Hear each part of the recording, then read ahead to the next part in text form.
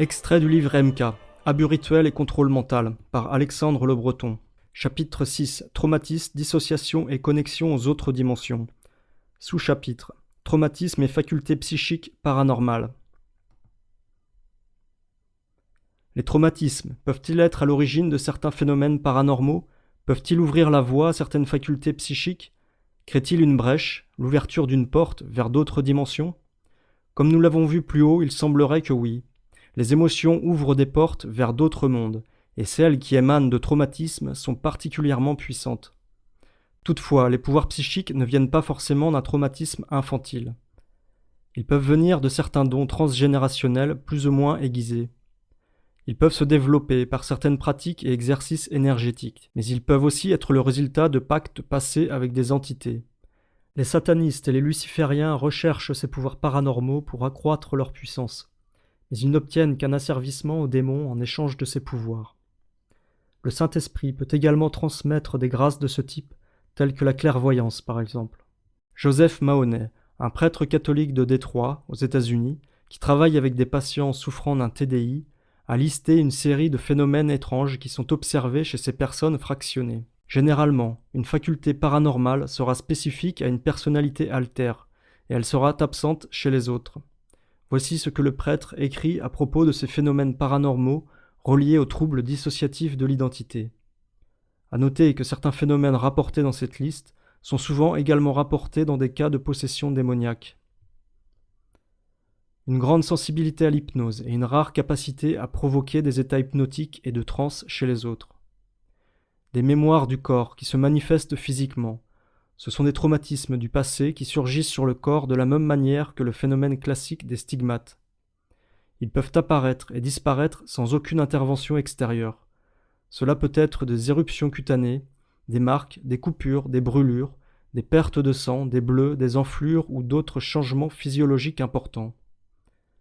De la télépathie, de la clairvoyance et des connaissances inexpliquées, une mémoire photographique, une hypersensibilité entraînant une lecture du langage corporel des autres extrêmement développée, des prouesses mentales inhabituelles, une force physique dépassant ce qui est humainement possible, des guérisons accélérées, le contrôle du saignement et la capacité d'autoréguler les états physiologiques d'une manière habituellement impossible à faire.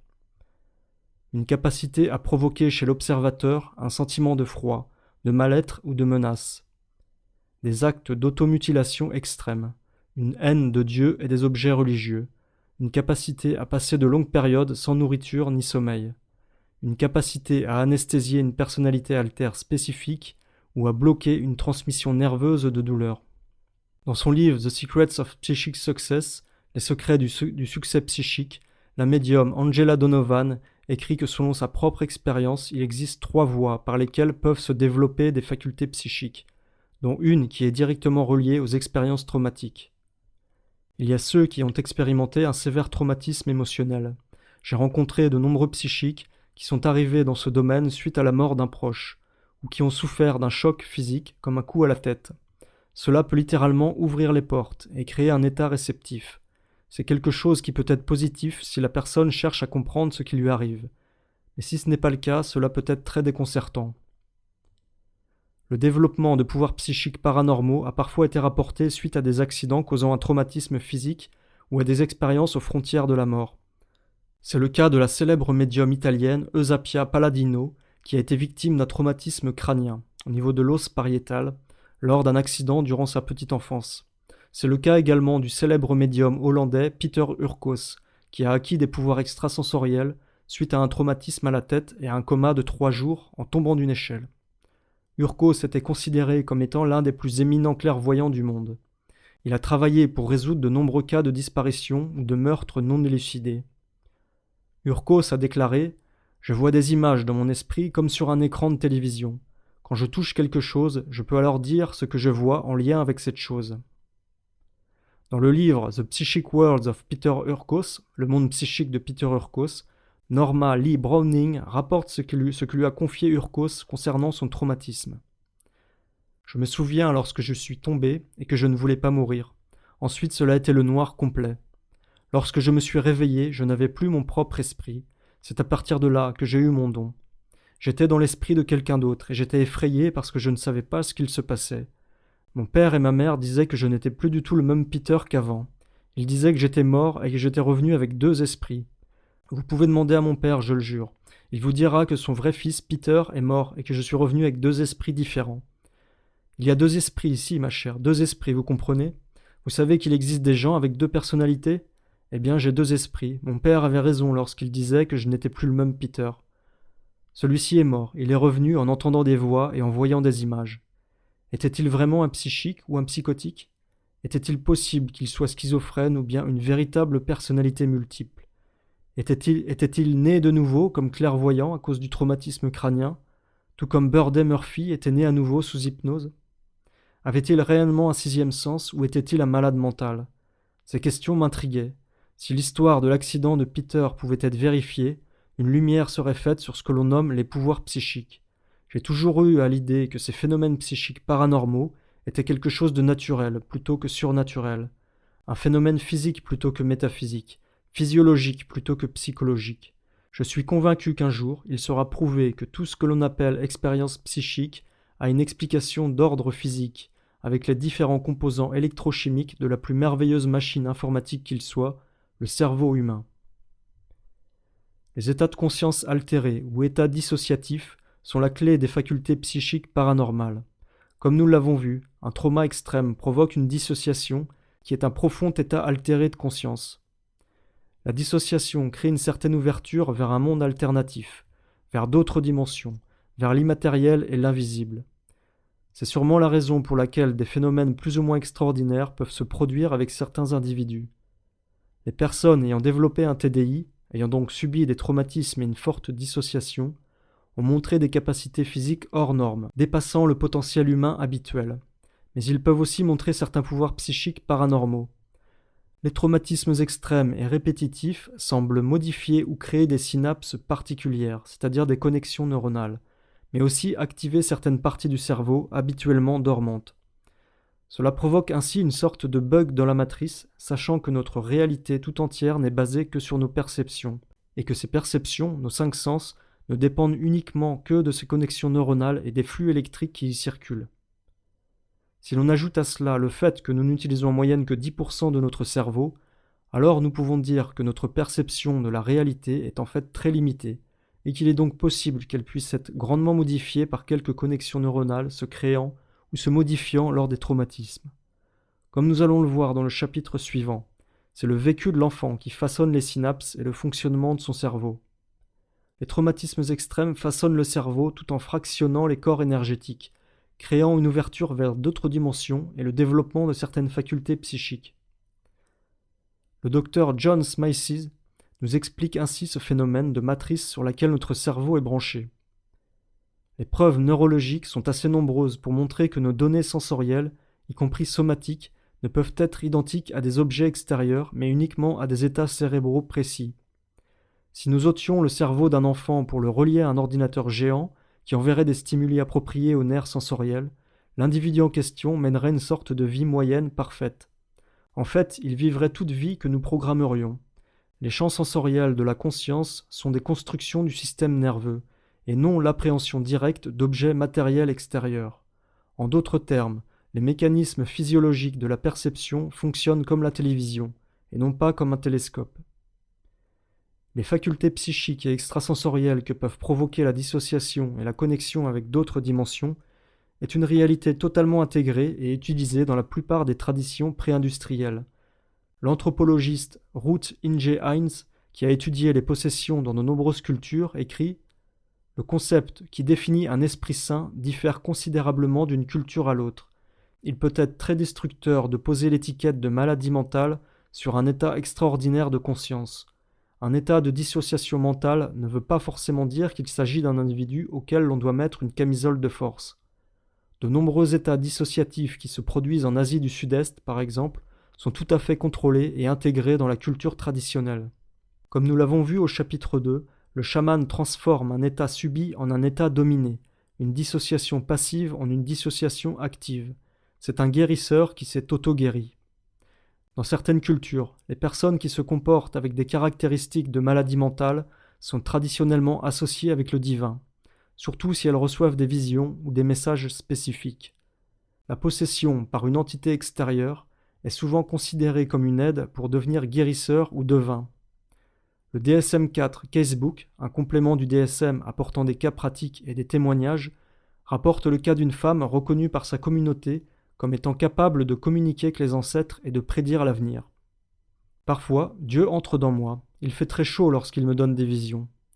Cette femme a des symptômes qui seraient considérés comme psychotiques s'ils étaient constatés par une personne venant d'une société ne partageant pas sa culture et sa croyance. Elle croit qu'elle a des pouvoirs spéciaux, alors que pour certains elle a juste des hallucinations. Dans sa culture locale, ces phénomènes sont très fréquents.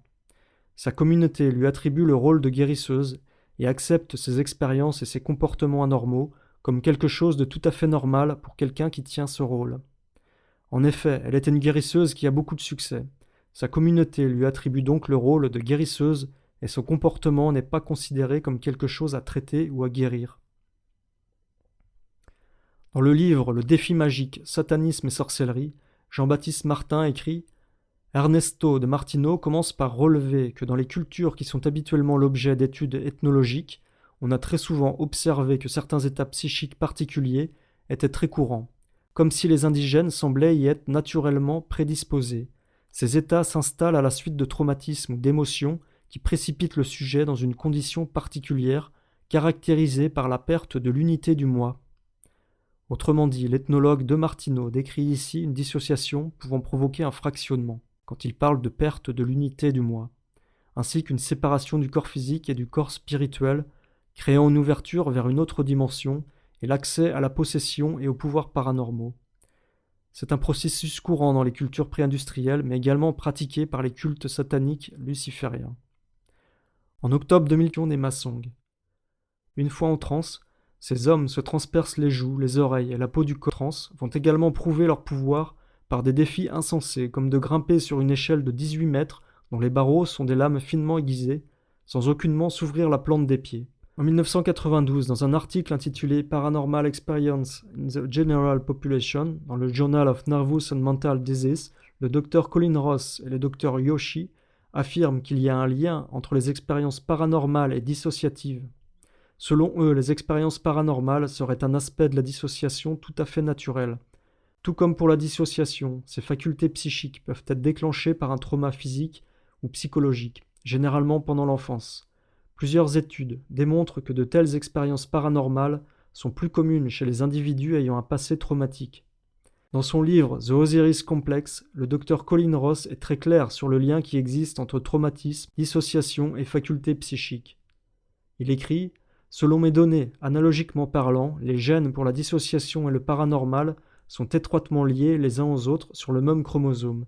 Tout facteur extragénétique activant l'un aura tendance à activer l'autre, car ils sont reliés. Les traumatismes sévères et répétitifs de la petite enfance sont un de ces facteurs. Les personnes hautement psychiques ont tendance à être dissociatives. Une autre manière de voir cela serait de dire que les traumatismes ouvrent une porte vers le paranormal. Cette porte est habituellement fermée dans nos cultures occidentales, plutôt hostiles à ces choses-là. La fragmentation dissociative de la psyché suite à un traumatisme infantile va agir sur cette porte qui reste normalement fermée. Dans son autobiographie Adventures in the Supernormal, Aventure dans le paranormal, la célèbre médium Eileen Garrett décrit la connexion qu'il y a entre les traumatismes de la petite enfance, les phénomènes paranormaux et le développement de facultés psychiques particulières. Garrett a perdu ses 2 parents qui se sont suicidés quelques jours après sa naissance. Dans sa petite enfance, elle subissait presque quotidiennement des abus par une tante qui l'élevait. À l'âge de 4 ans, elle a senti la présence de ce que l'on appelle habituellement un ami imaginaire. Elle commença à voir les auras et à avoir des visions et des prémonitions. À l'âge adulte, Garrett a cherché à comprendre comment elle avait acquis ses facultés de médium. Elle écrit « Je pense que l'état de transe est une partie de l'explication sur la manière dont j'ai développé mes facultés psychiques. J'ai commencé à comprendre comment la douleur et la souffrance de mes premiers jours m'avaient fait me retirer du monde matériel. Je me retirais de ce monde à tel point que même si je voyais les lèvres de ma tante s'agiter lorsqu'elle me violentait, pas un mot de ce qu'elle pouvait dire ne pénétrait mes oreilles. Je me souviens que lorsque la douleur et la peur devenaient insupportables, je pouvais rentrer à l'intérieur de moi et je devenais alors tout engourdi. Je ne sentais plus la douleur. J'avais inconsciemment développé une technique d'évasion afin d'éviter la souffrance. Je peux aujourd'hui comprendre comment ce processus a ouvert la voie pour le développement de mes états de transe médiumnique. Dans le livre Reframing Consciousness, l'artiste Christine Stills aborde le rapport entre dissociation, hypervigilance et monde parallèle. Elle écrit « Je pense que la capacité à se dissocier peut être reliée aux facultés psychiques à travers l'hypervigilance, qui est un symptôme courant en réponse à un traumatisme. L'hypervigilance se traduit par une attention excessive sur un stimuli extérieur allant au-delà de ce que nécessite le niveau de menace. L'hypervigilance joue un rôle vital pour protéger la victime d'un environnement à risque. L'hypervigilance permet aussi le développement d'un très grand pouvoir de concentration. Les états hypnotiques et dissociatifs sont depuis longtemps associés à des effets inhabituels sur le corps. Ce sont des fonctions mentales dans lesquelles les ressources cognitives sont entièrement focalisées sur un point précis, avec peu ou pas de distraction et avec un contrôle accru des fonctions somatiques et neurophysiologiques. Dans le cas de Joseph McMoneagle, aux prises avec ses facultés psychiques nouvellement acquises après son expérience de mort imminente, il se souvient qu'un psychologue lui a suggéré que cette expérience aux frontières de la mort l'avait rendu plus sensible aux autres formes de détails. Il décrit cette nouvelle faculté comme une connaissance spontanée, un nouveau fonctionnement psychique.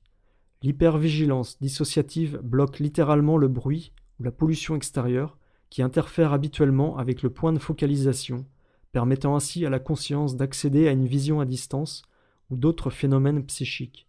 Mon hypothèse est que l'hypervigilance pourrait très bien être une caractéristique de première importance dans la connexion entre le traumatisme et les capacités multidimensionnelles.